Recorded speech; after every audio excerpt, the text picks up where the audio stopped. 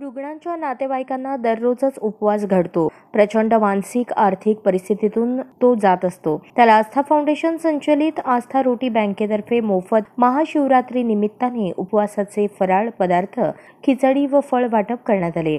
आस्था रोटी बँकेच्या वतीने महाशिवरात्री निमित्त गोरगरीब वंचितांना फराळाचं वाटप करण्यात आलेलं आहे. आस्था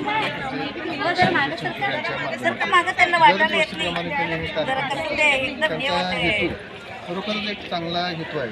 जो गोरगरीब वंचित असतात त्यांना फराळीचं खायला मिळत नाही, फराळीचा तर विषयच येत नाही.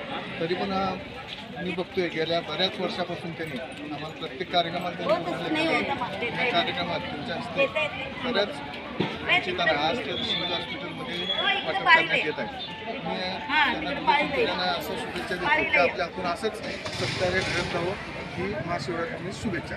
आस्थाच्या स्नेहा वनकुद्रे, ज्योत्स्ना सोलापूरकर, अनिता तालीकोटे, स्नेहा मेहता व सामाजिक कार्यकर्ते विनायक विटकर, राजू हौशेट्टी, राजू विजापुरे, अनिल वजीरकर, योगेश कुंदूर, मिथुन शहा, पुष्कर पुकाळे, गणेश कोरे, विपुल कुलकर्णी, सुशांत खंदारे, करीकर, प्रसाद बद्दुरकर, राजेश वर्धेकर, नागेश मंजिल, दिनेश दांडगे, नितीन भांडेकर आदींच्या प्रमुख उपस्थितीत वाटप करण्यात आले.